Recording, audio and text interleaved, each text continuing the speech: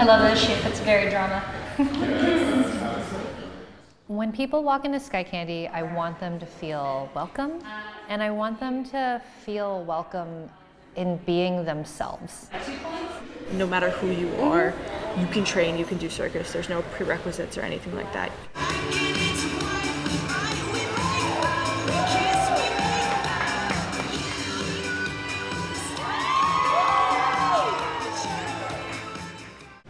Are you Sydney?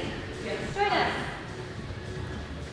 I took my first aerial class in January of 2009, and I was terrible at it at first, but I enjoyed doing a thing that was really hard, that I was not good at. I was trying to And as I slowly got better at it, I was like, oh, this is amazing. Oh, this is changing how I think about my body and like my abilities. Body image is a huge part of my personal struggle. All right, tucks are next, but rest. About 2 or 3 months into doing aerials, I remember looking at myself in the mirror and just going, oh, this is fine. And I had this moment of watching myself and going, you haven't thought that since you were 12. And I think I was like 24 at the time. And I was like, well, that sucks. But like also how powerful is that?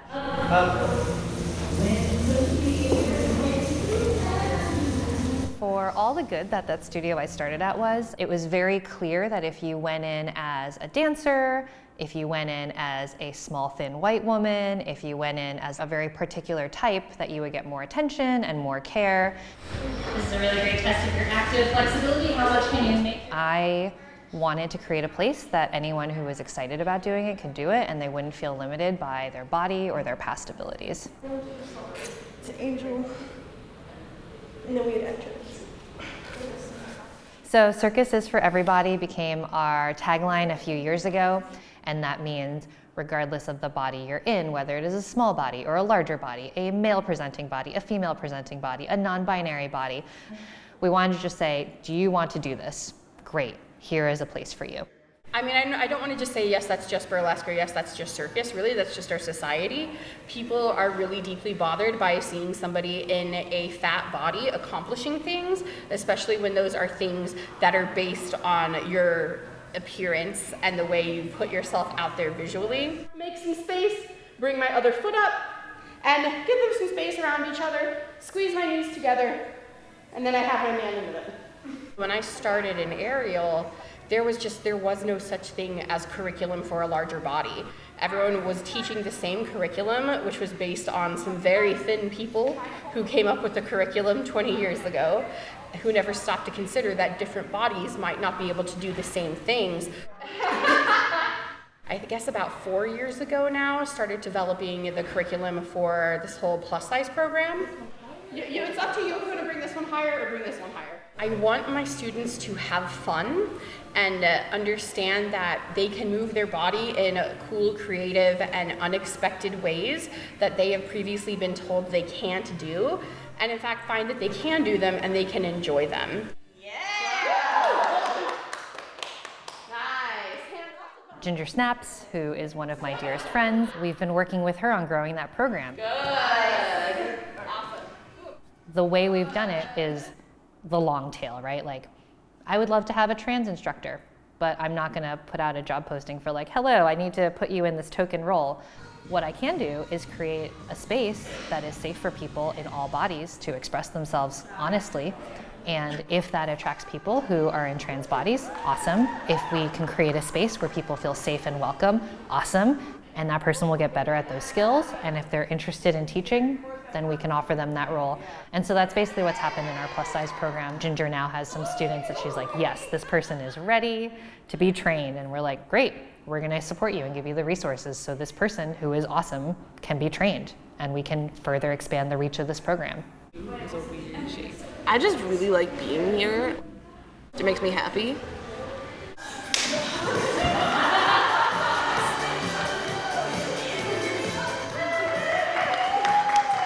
I work here as an apprentice teacher right now, which I'm really happy about because I get to share my own experience and help other people get that same experience.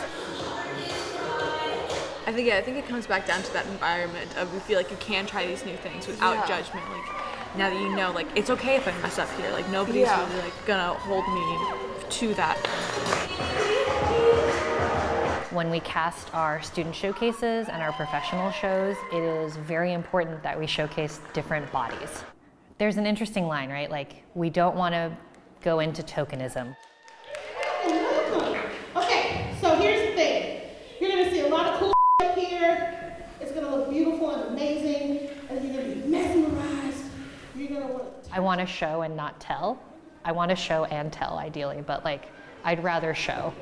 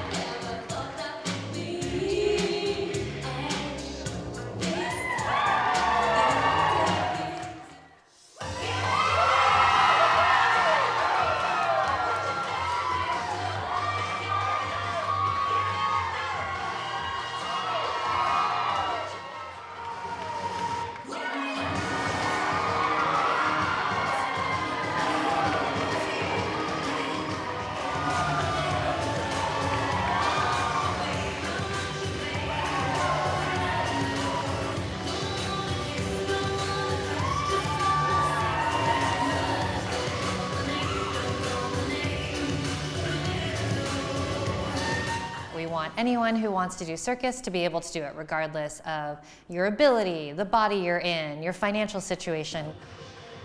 To create that kind of change takes a long time. My hope is that everyone comes in and is just like, cool, I'm here to do circus, and that they get to leave all those other things behind.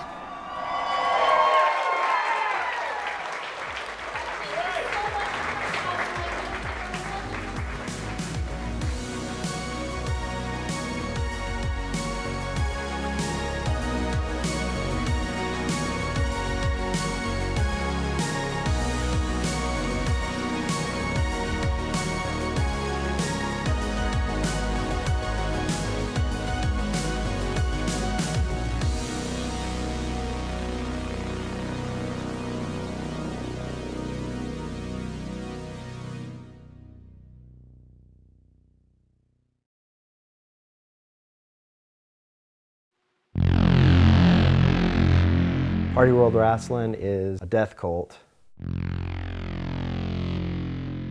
where the adherents are continually putting on this wrestling show in order to ultimately summon this being called Mother Worm. And we said, Mother Worm! Who is going to one day like encircle the world and bring about the apocalypse. The main goal of PWR is literally to bring about the end of the world.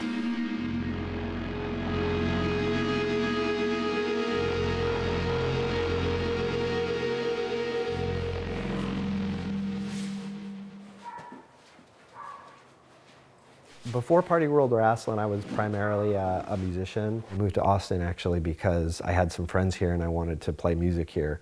And then just Austin's such a cool place for artists. In fact, it's like a little too comfortable for artists because you kind of like, you lose your edge. Me and my friend Jared started PWR, Party World Wrestling, back in 2013. So I can just glue these down?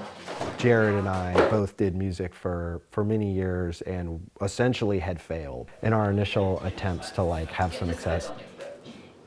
Do we want to go over or do we want to cut that off? Cut it off. PWR was basically like, you know, we've already failed, so why not just like jump and fall on our backs, like who cares? Well, yeah, I guess that's it for tonight. What are we end up doing? It's 9 o'clock. It's good That's a stop good time time. to stop, yeah. Jared was really into theme parties. And so one of his ideas was that every year for their birthday, they would make their birthdays progressively more dangerous until the point where they would eventually die. So for their 28th birthday, they decided, because we'd been watching a lot of 80s wrestling at the time, that it would be Jared Mania 28. And so we would have a wrestling event at our house. And we had so much fun doing it that later on we decided we would turn it into an actual event. It was really like us just trying to figure out something fun to do after our creative deaths, and it ended up being like actually like a really good thing. So from that we were like, maybe we need to actually take care of ourselves because now we actually don't want to die. The thing that led to going from the backyard to the major production was, well, first of all, after we had this first show in a backyard, the people that were there really enjoyed it, and we decided to do it again in the same backyard. And the next one, we kind of had double the amount of people. So the first show, we maybe had 30 people come. Next show, we had like something like 60 or 100. And then we had another one in the backyard, and at that point, we'd gotten to a couple hundred people. So we were like, okay, this is like becoming a thing that's like bigger than us. And it was like a little bit scary, but it was also like cool. It was a good feeling to see something that like we did that we just liked doing, that was admittedly dumb, to see that other people found that funny. That was pretty cool, because it had never happened to me on that scale before.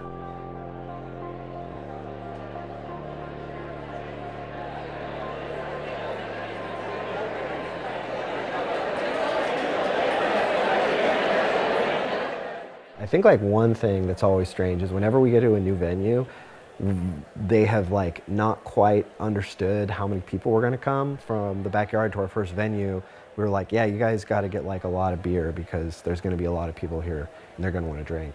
And like they didn't believe us, so like they tapped their kegs like almost immediately and had to like run to a liquor store and get like 12 packs.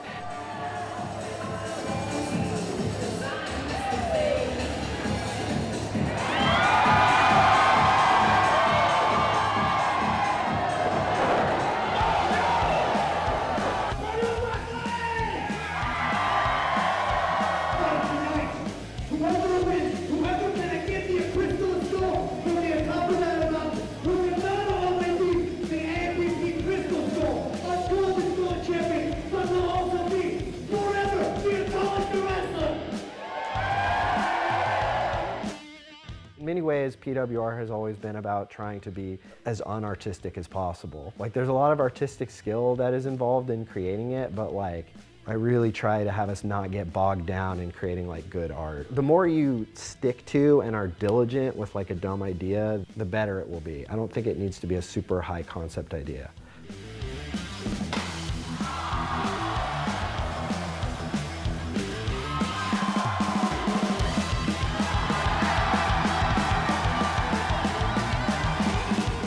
Party World Wrestling is a cool thing that I'm happy to be a part of and that I'm grateful for, and that I will keep persevering and putting on shows until Mother Worm rises again and brings the earth to its knees in a final and icy apocalypse.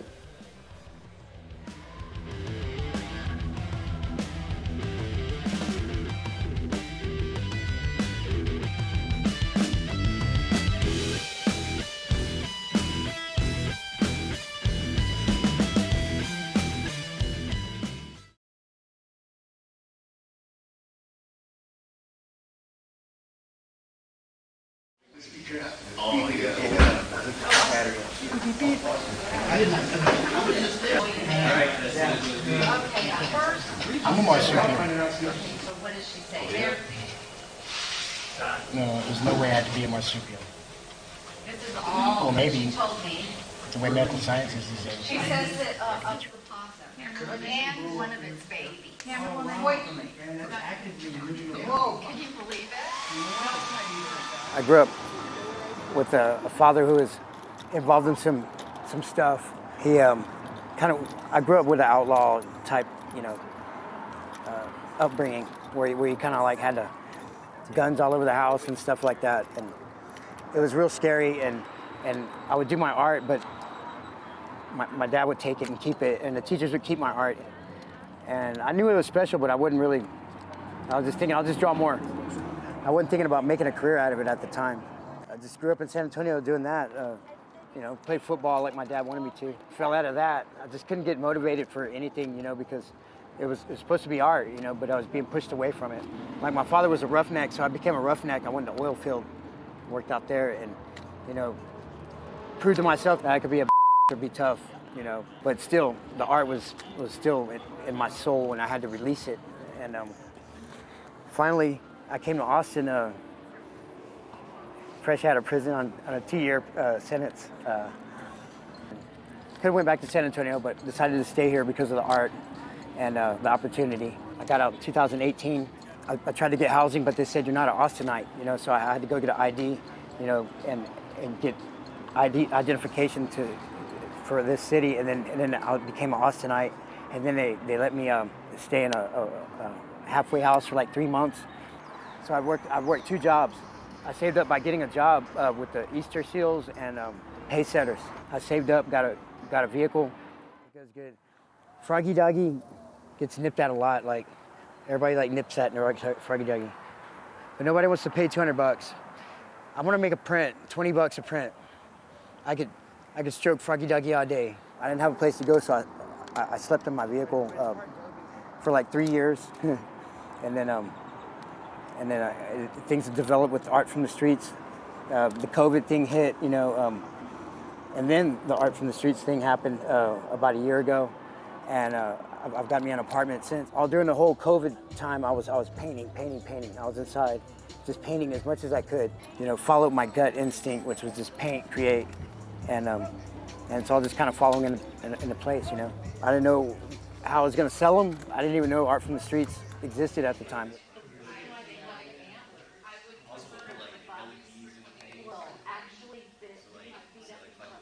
And so we went out in the community looking for a location. Canopy, just the most amazing spot for us. It's filled with other artists, other galleries.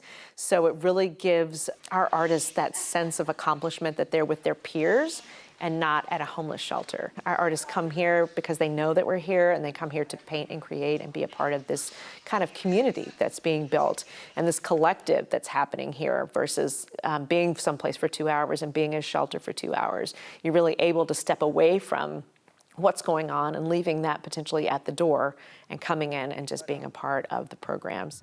I'm focusing on labeling them, you know, make sure they're signed, make sure I put a thumbprint on them, and a little description of why I painted it on the back. I think people will find more substance with them, be able to connect with them better, you know?